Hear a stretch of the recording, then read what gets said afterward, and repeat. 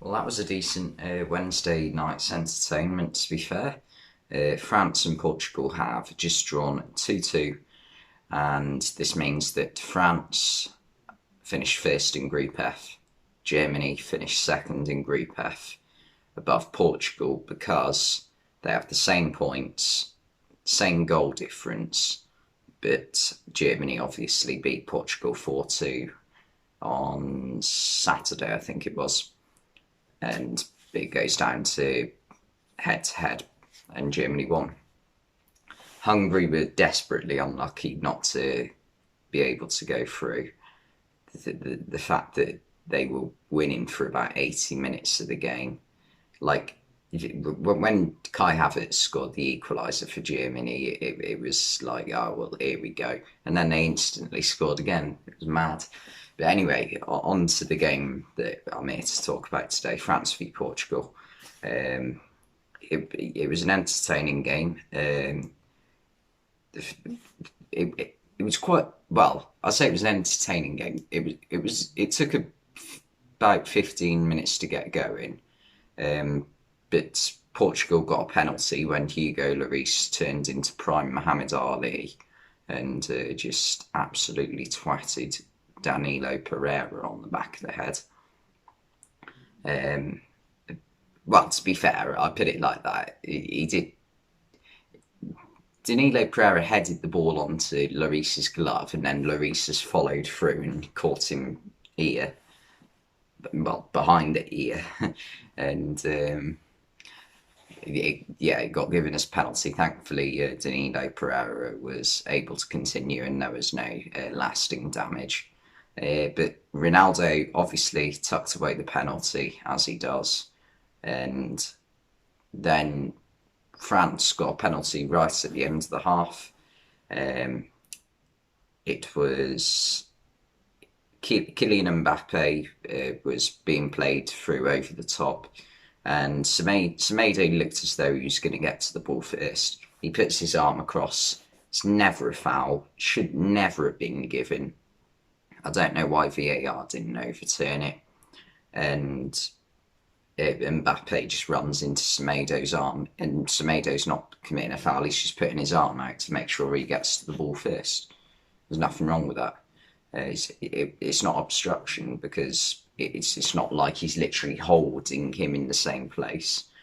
But anyway, Karim Benzema tucked away the penalty, and then straight after half time, Paul Pogba played a wonderful ball to Karim Benzema through on goal, and he tucked it into the bottom left corner. Paul Pogba at an international tournament is just different gravy to when he's playing at Man United. Like, for France, he is for France, he is one of the players of the tournament. At United, he's not even in their best 11 most of the time. It's ridiculous how much he changes. And you know who it's all down to. It's obvious. N'Golo Kante. United haven't got an N'Golo Kante. They need one, and then Paul Pogba will become a great player. And, I mean, at club level, time is, well, it's not running out, but it's getting on. Like, Paul Pogba should be at his peak now. I think he's 20, he's got to be 28 this year. I'm sure he might already be 28. And he needs to start doing it at club level, because otherwise everyone watching's missing out, really. But he is so good for France. And yeah, about 15 minutes later, Portugal got another penalty, and it was given because Ronaldo tried to flick the ball back across the box, and I think it was Jules Koundé had his hand waving in the air. He hadn't put it there to block the cross. It was just up there, and it's hit his hand. So it was a bit unlucky for Koundé, but you can't really argue against it. And again, you know what happens next. Ronaldo scores, and he is now equalled, well, two achievements in the same evening, I guess.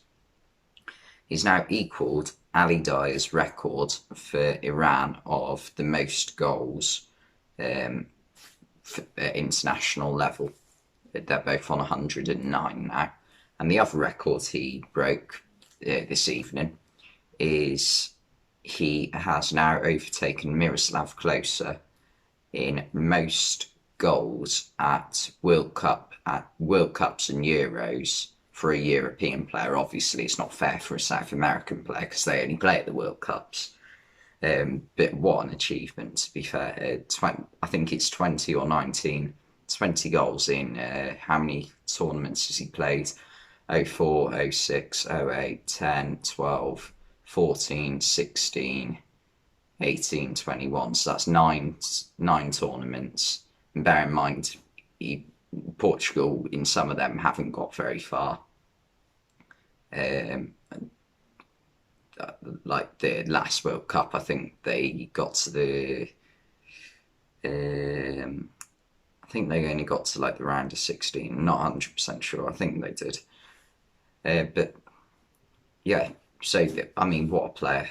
And also, I thought France should have had a penalty right at the end. I can't remember who it. I think it might have been.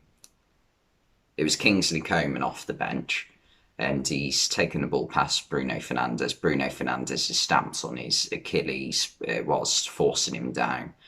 I'm not sure. Well, the thing that annoys me about it is they went to VAR. It's clearly a foul. The question was whether it was in the box or outside the box. The TV angles didn't really give a clear idea. It was tough to tell. But either way, you've got to make a decision. And they didn't. They just gave a goal kick, which is bizarre to me. It's like you're looking at it and you know it's a foul, but you're still not going to give it. So I don't understand it. But anyway, yeah, it finished 2-2.